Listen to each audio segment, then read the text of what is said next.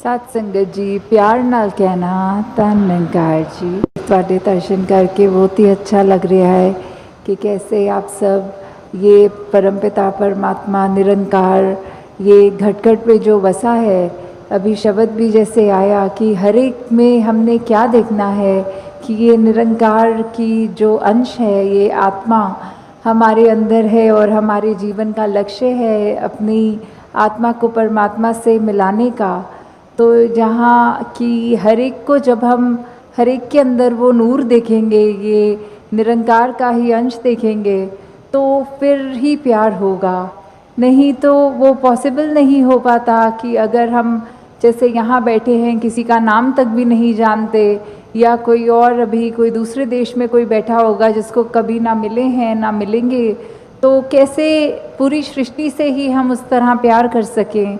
तो वो केवल तभी हो सकता है जब हम ये रचनहार, ये परमात्मा निरंकार से ही प्यार करें। तो अपने आप वो हमारी आंखों के आगे ज्ञान उजाला जब हो जाता है तो सब कोई एक समान दिखता है, फिर वही प्यार आता है। और ये संतों ने भी युगों युगों से ऐसे ही बताया है कि अगर हम जी रहे हैं तो हमें नफ़रत नहीं करनी, प्यार करना है। और वो प्यार जैसे कबीर जी ने भी कहा है कि 2.5 अक्षर प्रेम के, तो वही बात कि हम अपने सिर्फ आप से तो पहले करें, उससे पहले इस निरंकार प्रभु परमात्मा को देखकर हर एक से वही प्यार एक्सटेंड करें, तभी हर चीज़ और प्यारी लगती है। कि अगर हम कुछ किसी से मिल रहे हैं और वो बिल्कुल एक अजनबी है, तो भी उसके लिए मन में पहली फीलिंग ही वो प्यार की आएगी, क्योंकि ये जो परमात्मा ने दिल बनाया है उसको आइडियली सिर्फ प्यार करने के लिए ही बनाया है। और जब वो प्यार दूसरी फीलिंग्स, नेगेटिविटीज़ में अगर हम ज़्यादा अपना रुझाव रखेंगे तो मन में पहले किसी को देखते ही वो चेहरे पे मुस्कुराहट की बजाय वो एक शिकन आता है। तो इसी में हमें ये देखना है कि किस तरह हम अपने आप में वो तब्दीली लाएं, ये ज्ञान प्राप्त करके एक वो अपने मन में ठहराव लाएं, ये प्यार और बढ़ाएं अपने दिल में, कि हर एक में ही फिर ये निरंकार का खुदा का अंश जब दिखे तो हर एक से ही उस तरह प्यार हो जाए। तो फिर ये भाव प्यार के बाद आता है सत्कार का। जब हर एक में खुदा को देखा तो उसमें सत्कार कैसे करेंगे एक दूसरे का, जब हम जजमेंटल नहीं होंगे किसी के बारे में, उनको देखकर कि वो इस तरह के व्यक्ति हैं या इस तरह उनका एक आचरण है, तो वो अपना हमें अनुमान नहीं लगाना, अपने अनुमान के अनुसार अपने दिमाग में नहीं बिठाना कि ये ठीक इंसान है या ये गलत इंसान है। जब वो जिस दिन जजमेंट्स ख़त्म हो जाती हैं तो मन में फिर वो सत्कार की भावना एक आती है हर एक के प्रति, कि किस तरह हर कोई ये सत्कार का पात्र है, क्योंकि इतनी बड़ी दात ये निरंकार परमात्मा जिसके भी हिस्से में है और बाकी भी जो अभी अपरिचित हैं उस ब्रह्म ज्ञान से, तो हर एक में जब वो देखेंगे तो मन सिर्फ वो प्यार करेगा, सत्कार करेगा। और फिर हम हर एक को वो बेनिफिट ऑफ डाउट की जो बात आती है कि अगर किसी ने कुछ हमें गलत भी कर दिया, कोई किसी का कर्म हमें दुख पहुंचाता है, तो अपने उस व्यक्ति से गुस्सा ना करके सिर्फ एक ही भाव मन में अपने आप आएगा कि उस व्यक्ति की शायद कोई मजबूरी रही होगी, आज उसका हो सकता है दिन अच्छा ना रहा हो, कोई किसी ने कुछ उसको बुरा बोल दिया हो तो इसलिए उसका मन कड़वा हुआ है, इसलिए उसके बोल कड़वे निकले हैं। तो जब तक ये बात नहीं हम दे पाएंगे अगले को बेनिफिट ऑफ डाउट, तब तक हम वो सत्कार, ये प्यार कुछ भी नहीं उस तरह दे सकेंगे, क्योंकि हम अपने आप को तो बहुत जल्दी उस तरह माफ़ कर देते हैं कि चलो ये चीज़ हमसे गलत हो गई, कोई बात नहीं, हम अपने आप को माफ़ कर रहे हैं। पर वही अगर सामने वाला व्यक्ति कुछ अगर गलत करता है तो एकदम से हम उसका एक वो जजमेंट पास करते हैं, हम ये सोच विचार कर लेते हैं कि ये इंसान को तो आज के बाद मुड़कर देखना भी नहीं है।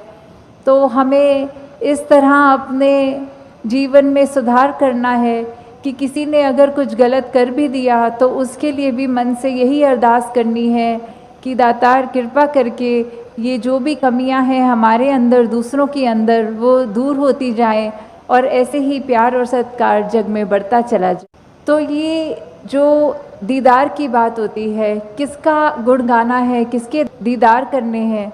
तो वो ये परमपिता परमात्मा निरंकार, ये जो एक ऐसी सत्ता है जो शुरू से है, वो हमेशा से कायम दायम रहने वाली, कि कैसे हम जब तक वो एक निरंकार जो इस तरह से देखा जाए, अगर एक व्यक्ति दूसरे को देख रहा है तो उनकी आंखों के बीच में भी वो है, वो अपनी पलकों से भी नज़दीक है, जैसे बोलते हैं शारक से भी नज़दीक। तो इतना करीब होने के बाद जब वो अपनी आंखों से नहीं खुद देखा जाता, वो संतों का संग करने के बाद ही ये दात प्राप्त होती है, जो अपने लिए तो सुखदायी होती भी है और हमारे जीवन में वो ऐसा एक हमारा पल पल बना देती है कि हर पल में सिर्फ ये निरंकार प्रभु परमात्मा का शुक्रिया निकलता है हर समय, और वो भाव कि इसी के ही हमेशा गुणगान करने हैं। फिर बाकी चीज़ें लगता है कि हैं, सबकी इम्पोर्टेंस अपनी है, पर निरंकार से ज़्यादा इम्पोर्टेंट कुछ नहीं, इस परमात्मा से ज़्यादा ज़रूरी कुछ नहीं। ये बेड़ा जग का, इससे क्या मतलब हो रहा है? इससे सिर्फ यही बात कि हम जब जीवन काल की यात्रा अपनी जी रहे हैं तो उसमें हमें क्या एक ऐसा जो बोलते हैं कि एक परमानेंट चीज़ क्या है, कि जो सबसे मजबूत चीज़ जिसने वो स्थिर है, उसने कभी हमारे उतार चढ़ाव के साथ उतरना चढ़ना नहीं है। जैसे एक तूफ़ान आता है तो हमें बोला जाता है कि कोई ऐसी चीज़ को पकड़ लो, जैसे पेड़ या कुछ जो अपना ज़मीन के अंदर इतनी मजबूती से जिसकी नींव गड़ी हो, ताकि वो हवा फिर हमें उड़ा नहीं सकती। हमने एक ऐसी स्थिर चीज़ को पकड़ लिया है जिसके कारण हम भी, वो हवाएं हमको उड़ा के नहीं ले जा सकती। तो ऐसे ही जीवन में हम अपने जीवन को तब तक अपना अच्छे से जीवन जी सकेंगे जब तक हम ये निरंकार के साथ अपने मन से ना जुड़ें, तब तक वो एक जीवन भी हमारे उतार चढ़ावों के साथ फिर उथल पुथल मचाता है मन में। तो निरंकार का ही आसरा लेना है, निरंकार में ही अपनी श्रद्धा रख कर ये वो बात करनी है कि हमें ये अब जो स्थिर चीज़ मिल गई है, जो कभी एक सब किसी भी सिचुएशन में अपनी जगह से नहीं हिलती, तो हम फिर वो एक मजबूती का और सहारा लेते चलते जाते हैं और हमारा मन भी और सहारा पक्का करके एक विश्वास और बढ़ाकर फिर हमारे जीवन में ऐसे भी कोई कर्म नहीं हो पाते जो अपने लिए भी नुकसानदायक हों और औरों के लिए भी नुकसान। फिर जब एक ये लगन लग जाती है निरंकार के साथ, ये अपने इसको हम हर पल अपने जहन में, अपने ऐसे कर्मों में, अपने भावों में पल पल, वो हमें पता भी नहीं लगता कि जिस तरह सांस लेना होता है उसके लिए कोई ख़ास समय अलग से नहीं निकलता, कुछ भी करते हुए हम वो श्वास लेते हैं, वैसे ही ये निरंकार का एहसास हमारे मुख से उस तरह कभी तो शब्द रूप में भी सिमरन निकलता है, और कभी अगर कोई अन्य काम में व्यस्त हों तो भी वो एक लिव जुड़ी जिसको बोलते हैं निरंकार के साथ। तो जब वो हो वहाँ पे हम रहें पूरे समय, तो दिन में कुछ भी करते चले जाएं पर लगातार एक चीज़ एक कांस्टेंट रहती है, वो है कि ये निरंकार का एहसास। तो जब तक हम वो सिमरन रूप में अपना नाता निरंकार से और गहरा करते जाएं, जितना अधिक से अधिक हो सके मन में भी करें और बोल से भी सिमरन करें, ताकि वही बात कि ये निरंकार ही है जो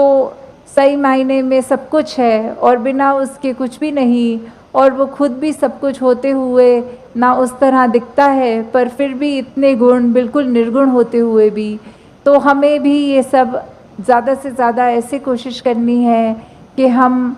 बिल्कुल वही गुणों को अपने जीवन में उतार पाएँ, उसी तरह अपने जीवन को चला पाएँ जिस तरह युगों युगों ने संतों ने चाहा है कि एक कर्म हमारे ऐसे बनते जाएं, एक ऐसा हमारे दिल से दिल का रिश्ता इस निरंकार प्रभु परमात्मा से जुड़े। तो फिर ये जो एका है, ये निरंकार की तरफ इशारा करते हुए कि जो भी पूर्ण गुरसिक होंगे, जिनको ये ब्रह्म ज्ञान की दात प्राप्त हो गई और उसके बाद वो अपने अहंकार को तज के ये उस तरह एक सिर्फ इस एक के साथ ही जुड़ा हो चाहे वो किसी भी भाव से हम लेते हों, जो अपनी श्रद्धा से जो भी बुलाना चाहे, तो उसके साथ जब तक जुड़े हैं इसका एहसास करते हुए, तो ही सब कुछ है। नहीं तो वो एहसास जिस पल खो दिया, समझो वो जीवन काल वहीं थम गया, या फिर वो भी नहीं पता लगता कि कब वो पतन की ओर एक हमारे सोच विचार बन जाते हैं। तो हमें किस तरह ये अपने अंदर और मेहनत करनी है कि बस ये एक जो है इसी के साथ और जुड़ते चले जाएं, इसी के साथ अपना हर पल इस तरह बिताएं कि जैसे एक मछली होती है, जब उसको पानी से बाहर निकाल दिया जाता है तो कैसे तड़पती है, वैसे ही जिस पल हमें इस निरंकार का चेता भूले, उसी समय ये तड़प अंदर से अपने आप वो लिव वापस जोड़ दे। तो इस तरह कोशिश करके अपने जीवन को हम एक उस तरह ढालें कि किस में हमें, जहाँ ये निरंकार प्रभु परमात्मा जो अंग संग है, सदा है, कायम है, और उसको ना कोई काट सकता है, ना उसको कोई गीला कर सकता है। एक ऐसा परमात्मा जो शुरू से था और अंत तक है और उसका कोई अंत ही नहीं है।